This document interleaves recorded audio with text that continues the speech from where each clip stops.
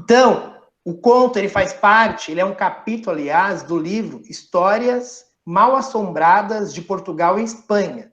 O autor é o Adriano Messias. O Adriano Messias é um brasileiro, ele tem uma vasta formação na parte de linguística, além da parte de design e tecnologia também. Ele já escreveu mais de 100 livros e a maioria das suas produções estão voltadas a histórias de assombração, tá? A Velha de um Olho Só, ela é continuação do capítulo anterior, e vocês devem ter percebido, porque a história continua. Mas a nossa análise vai ficar focada só nesse capítulo, A Velha de um Olho Só, tá? Então vamos analisar trecho a trecho da história, A Velha de um Olho Só, identificando os elementos da narrativa. Começa assim: a aparição deve ter uns 2 metros de altura. De mulher, ela conserva apenas alguns traços e o vestido roto. É esguia e fina como bambu.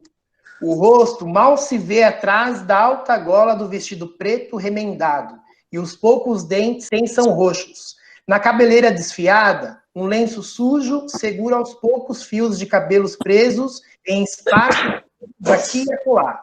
A velha ria-se de maneira torta, virando a boca para o lado, como as antigas senhoras que fumam cachimbo em demasia. Escrevam no chat qual característica vocês observaram agora aqui, nesse trecho.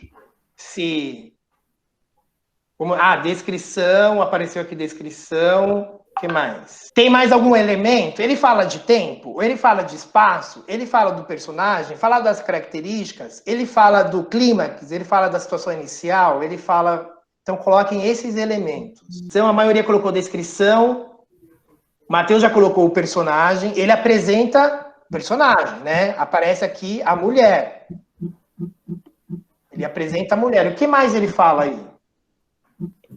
Personagem secundário, as características físicas, exatamente. Ele descreve, podem perceber, ó, a aparição deve ter uns 2 metros de altura. Ele calcula uma mulher muito alta. De mulher, ela conserva apenas alguns traços e o vestido roto. Olha a característica que ele estava fazendo aqui. É esguia e fina como bambu. Então ele vai descrevendo toda a característica deste personagem, que eu já tenho claro pelo conto anterior que é a Velha de um Olho Só. Porque no conto anterior acaba quando ele está no quarto e encontra a Velha de um Olho Só, né? O rosto mal se vê atrás da alta gola do vestido preto remendado, e aos poucos dentes são roxos. Olha só a característica do personagem. Até o final, só descreve o que ele está observando em termos de características do personagem que aparece aqui, que no caso é a velha. Então aqui eu tenho uma situação inicial que é o quê? Ele está no quarto com a velha. Ele encontra essa aparição. Eu tenho uma situação inicial e já tenho também a descrição de um personagem em muitos detalhes. Podem perceber, em muitos detalhes. Próximo trecho. De dentro daquele corpo esquelético ainda saiu mais uma frase. Peste, vou aprisionar você para sempre nas tramas deste tear. Como fiz com os outros. Achei tão previsível aquela figura. Até aqui, pois, sem cerimônia alguma, ela parece ter se desligado da minha presença. Puxou uma velha cadeira que acompanhava o mobiliário rústico daquele quarto e se assentou relaxada, as pernas abertas sob o vestido. Lembro-me de uma imagem que vi na Igreja do Rosário, em Lavras, e depois vi em outras igrejas de Minas. Chama-se Santo de Roca. Então, aqui eu tenho a continuação da descrição do personagem, mas aparecem outros elementos da narrativa. Escrevam agora qual outro elemento que vocês observam neste trecho da narrativa. Colocaram aqui o narrador observador. Será que eu tenho o narrador observador? Será que eu tenho o local, exatamente? Eu tenho o local, que é o quê? O quarto e um pouco do mobiliário do quarto. Olha só, puxou uma velha cadeira que acompanhava o mobiliário rústico daquele quarto e se assentou relaxada. Então, o quarto tinha lá uma cadeira que fazia parte do mobiliário que era rústico. cadeira era velha, então o ambiente lá era um ambiente parecido com o que eu tô agora aqui, né? Bem acabadinho, bem destruído, quer dizer, bem aterrorizante. Ele ia descrevendo uma coisa assim sombria, né? Eles Que mais? colocaram aí, Ivan, sobre o narrador. Um colocou sobre onisciente, o outro colocou observador. Isso, exatamente. Dia. Ó, como que eu posso identificar o narrador? Aqui ele está relatando a história, né? Está contando a história, mas tem partes aqui que ele coloca que ele me deixa claro como é que ele está participando dessa história. Por exemplo, aqui, ó, ele coloca aqui: achei tão previsível aquela figura. Ele descreveu aqui, ó, de dentro daquele corpo esquelético, ainda saiu mais uma frase: peste. Vou aprisionar você para sempre nas tramas deste tear, como fiz com os outros. E aí ele continua. Achei tão previsível aquela figura. Então, o achei, quem que achou? Quem que achou tão previsível aquela figura? Quem está contando a história. Que no caso é quem? O narrador. E se o narrador está contando a história e participando efetivamente da história, que tipo de narrador que eu tenho então aqui? Alguém colocou aí, ó, a Sofia. É a Sofia, né? Narrador personagem. Próximo trecho. Trata-se de uma figura de santo montada sobre uma armação de madeira. Um santo vestido. Quando o barroco era mais pobre, as irmandades religiosas de Minas Gerais não tinham dinheiro para imagens caras em madeiras nobres ou outros materiais. E assim iam segurando uma profusão de bonecos nos nichos e altares das igrejas. Quase todos feiosos, magérrimos, tristonhos. A bruxa lembrou-me um desses santos. Que elementos da narrativa eu tenho aqui? Apareceu um outro elemento da narrativa. Agora vocês vão colocar se é o tempo psicológico ou cronológico. Escrevam no chat agora. É o cronológico, colocaram lá. Cronológico. Gente, cronológico quando eu vou marcar o tempo. Se aconteceu em tal dia, tal hora, meses, né? E o psicológico é aquele que eu tenho uma lembrança, né? Eu vou lembrar de alguma coisa que aconteceu, mas eu não sei exatamente o dia certo, a hora certa que ocorreu. Vamos para o próximo trecho. Pode fazer, Sam. Ela não era daquelas assombrações que riam fácil, mas se gargalhasse, alguém a escutaria? Duvido. O cômodo que abri é muito isolado do resto da residência. Após uns segundos, assentada despojadamente, ela aponta ao tear. Dirijo-me meu olhar para as tramas esticadas. Vejo nelas formas diferentes nas cores dos fios.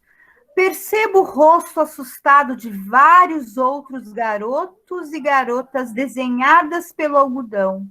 É uma coisa bizarra e amedrontadora. Qual elemento eu tenho aqui? Que tipo de tempo é esse? Colocaram aqui, ó, Matheus, cronológico. Cronológico. A Sofia colocou cronológico.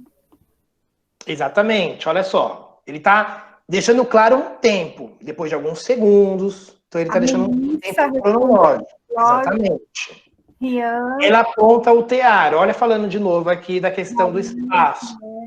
Esses detalhes fazem toda a diferença, porque quando ele escreveu o texto, ele teve uma intencionalidade, uma intenção, isso é proposital. Por quê? Quando a pessoa estiver lendo, ela começa a imaginar o que vai acontecer. E do jeito que a pessoa escreve, que o autor coloca aqui, a aparição da personagem, dos ambientes, do tempo, ele está te conduzindo a pensar alguma coisa para no final revelar algo surpreendente.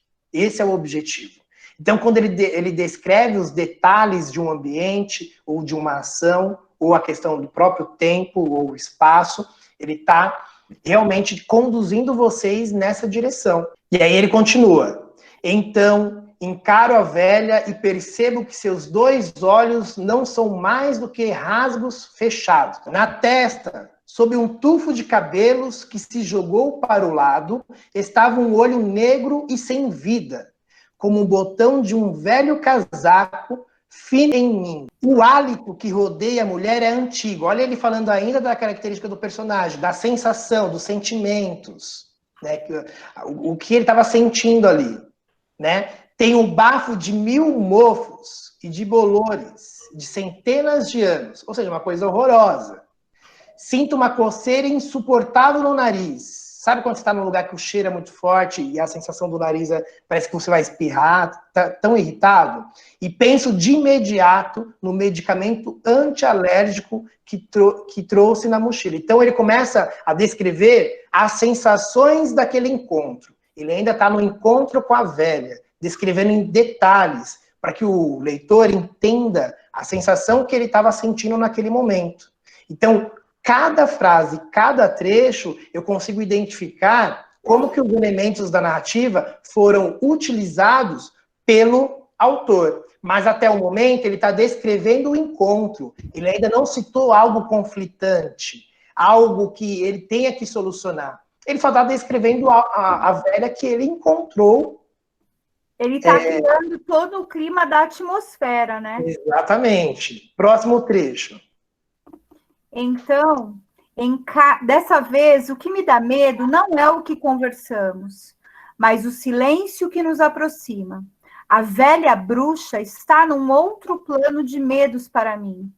Acho que é o plano do indizível. Falei difícil, mas não vem outra palavra agora.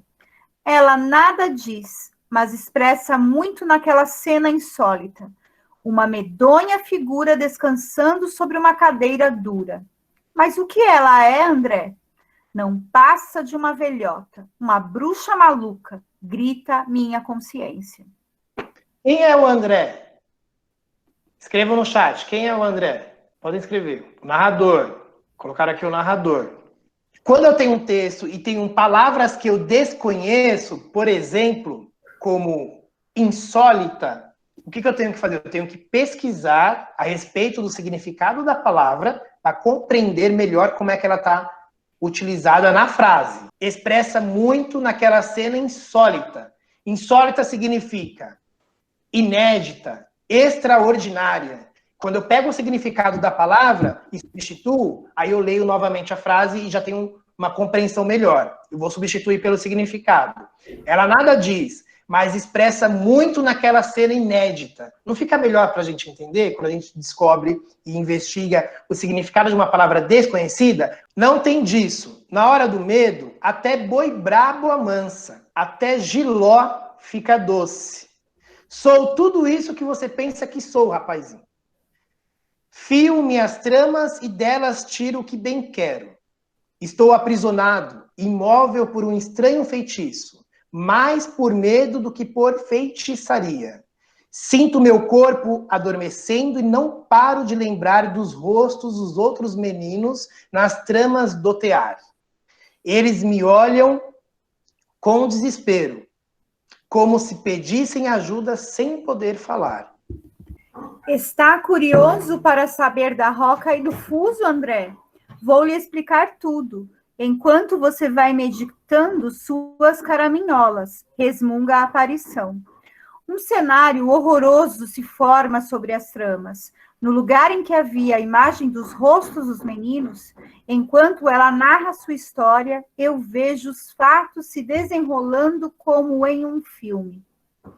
Então, aqui, ele consolida a parte do conflito. Ele consolida a parte do conflito. Quer dizer, e agora? Como que ele vai resolver isso? Como é que ele vai fugir, escapar dali? E ele já deixou claro, conversando com a sua própria consciência. O quarto, cômodo, fica distante do resto da residência. Ele não tem como gritar, pedir socorro e alguém conseguir ouvi-lo. Ele tem que escapar de alguma forma, encontrar um caminho, encontrar uma solução para fugir daquela situação, para depois verificar o que realmente aconteceu. Aí ela passa o quê? Ela passa a descrever e ele vai imaginando quando ela descreve. Como se ele estivesse ouvindo ela falando, mas a consciência dele levando a pensar coisas mais assombrosas. Então ela diz o seguinte: sou a velha de um olho só, fiandeira de roca. Pego fibras finas, junto à primeira torcida do polegar e do indicador, e é assim que vou fazendo crescer o fio. Então, com o fio crescendo, enrolo no fuso, girando rapidamente pela fiandeira, usando o polegar, o indicador e o dedo médio da ponta superior do fuso. Rodo da esquerda para a direita, como um peão preso ao fio, que vai torcendo e vai se enrolando, formando a maçaroca. Da maçaroca, o fio é tirado e enrolado em um novelo, e está pronto para ser trabalhado. Ok? Então, ela descreve o que ela disse anteriormente. Aqui, ó. Pela curiosidade do André. E, em seguida, o que acontece?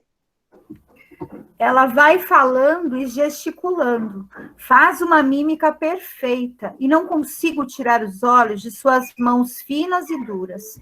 Quando me sinto desfalecer do cansaço e medo, sou surpreendido por Eurípides, que a tudo espreitava.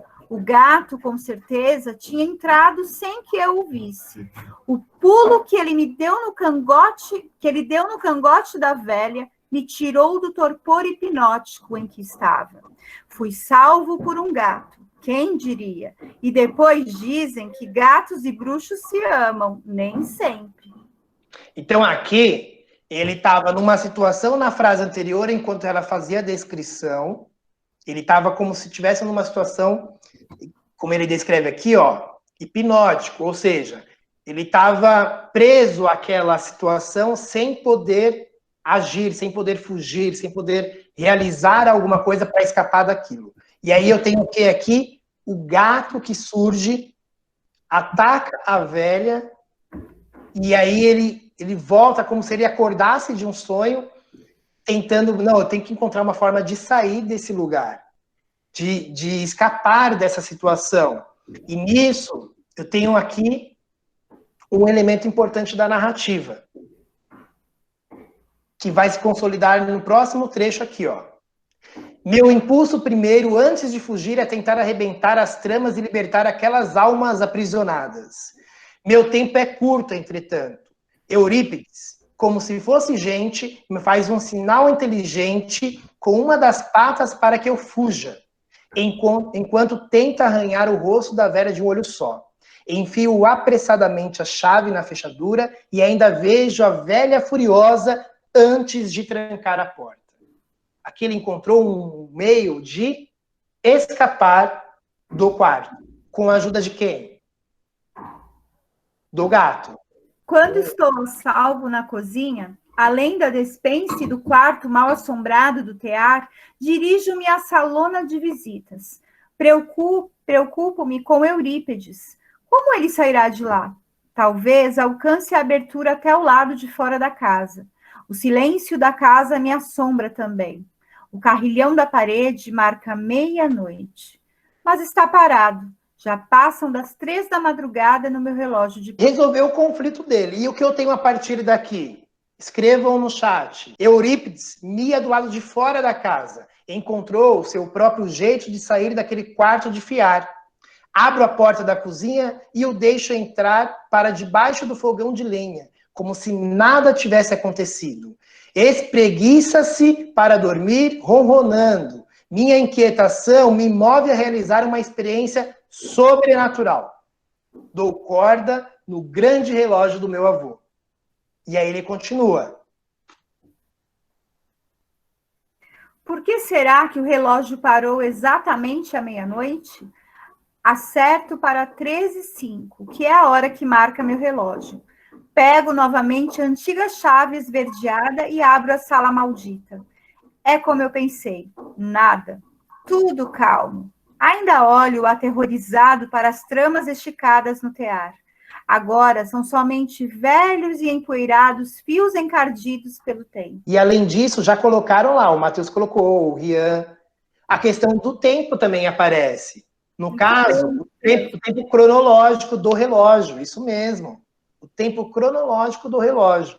Ele vai trabalhando o vai e vem, porque o tempo e o espaço ocorrem na história toda, ele pode percorrer pela história toda. O enredo que tem uma ordem dos fatos, dos acontecimentos com relação às ações dos personagens. Encaro a única janela do cômodo, respiro o ar da madrugada e vejo multidões de vagalumes buscando namoradas nos pastos mais além do terreiro. Pelo que entendi, somente o relógio parado à meia-noite é possível entrar em contato com aquela criatura maligna. Deus me livre de voltar a encontrá-la, mas preciso fazer algo para libertar aqueles prisioneiros. Tenho de pensar, mas preciso fazer algo para libertar aqueles prisioneiros. Tenho de pensar. Amanhã cedo consultarei minhas tias. Boa noite. Espero conseguir dormir. E você? Umbradas de Portugal e Espanha, do escritor Adriano Messias, que, nossa, que eu estou bem curiosa para conhecer as outras obras dele, as outras histórias. E aí eu tenho de novo o elemento gráfico aqui, a parte gráfica, a estrutura gráfica dessa análise que nós lemos. Então vamos retomar essa estrutura, porque essa estrutura vocês irão fazer. Então prestem muita atenção. Vamos retomar aqui. Já estudamos novamente o conto. Aí eu tenho aqui, a primeira coisa que eu coloco aqui é o título. Então, o conto, A Velha de um Olho Só, certo? Depois eu vou apontar para o que vem aparecendo primeiro, pode ser qualquer coisa. Mas, por exemplo, personagens. Qual personagem, primeiro personagem, eu posso começar pelo protagonista? Quem é o protagonista da história? Escrevam no chat, por exemplo, protagonista da história. Quem que é? Quem lembra o nome dele? Exatamente, o André. Exatamente. Letícia, Vitor, Nicolas, o André. Quem é o segundo personagem? Pode ser, por exemplo, o antagonista. Tem um antagonista? Se tem, quem é o antagonista da história? A Sofia tá rapidinha ali, hein? Exatamente, exatamente. A Velha de um Olho Só. Ela é o antagonista. Eu tenho um personagem secundário na história? Quem seria o personagem secundário na história? O gato, exatamente. Do outro lado, eu tenho um enredo. Aí eu tenho a situação inicial. Como que esse capítulo, ele se inicia? Qual é a situação inicial? Situação inicial, ele está no quarto, de repente surge uma aparição. E ele começa a descrever a aparição. Essa é a situação inicial. Ok? E ele vai descrevendo essa situação inicial. Mas, enfim, é ele se deparando com uma aparição e aí ele começa a descrever as características dessa aparição. No caso, é a Velha de um Olho Só. Qual é o conflito? Vocês vão colocar lá. Qual é o conflito? Podem colocar no chat. Qual é o conflito da história? Aí vocês vão escrever aqui. Por exemplo, situação inicial. O André encontra a aparição, que no caso é a Velha de um Olho Só. Acabou, eu já descrevi a situação inicial. Não precisa colocar detalhes, senão a gente vai trazer o texto inteiro aqui. Não, é só uma análise, tá? Conflito, qual é o conflito? Bom, o conflito é quando ele se sente aprisionado no quarto com a velha se dirigindo a ele e aí ele tenta encontrar uma forma de fugir. Né? Ele tenta se libertar daquela sensação que ele está sentindo de aprisionamento. Ok? É isso que vocês têm que explicar, tá? Eu vou deixar o clímax e o desfecho, como já comentamos, para que vocês façam individualmente. O tempo, ele aparece aqui em alguns momentos do capítulo. Vocês vão colocar se aparece o cronológico, se aparece o tempo psicológico ou se aparecem os dois, ok? Podem citar trechos do tempo cronológico e psicológico também. E, do outro lado, vocês irão colocar uma outra ligação aqui com relação ao espaço. A gente sabe do quarto, mas qual característica do espaço que ele descreve aqui? Ele fala só do quarto, ele fala da casa toda, ele fala de detalhes do espaço, de mobiliário do espaço, que tipo de mobiliário que ele cita, vocês podem descrever aqui.